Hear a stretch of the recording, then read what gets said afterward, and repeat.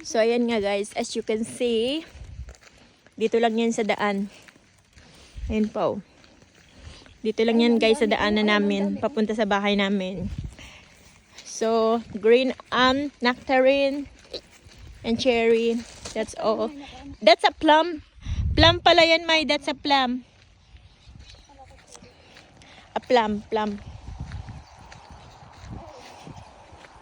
So, yan siya. Dito lang yan sa daan. So, kung gusto nyo mag-pick, punta lang kayo dito. Kakaalam mo sa akin, tanim na. Dito sa kataniman ko, ayan, ang dami. Iharap naman dito sa atin. Ayan siya. Hi, Mai.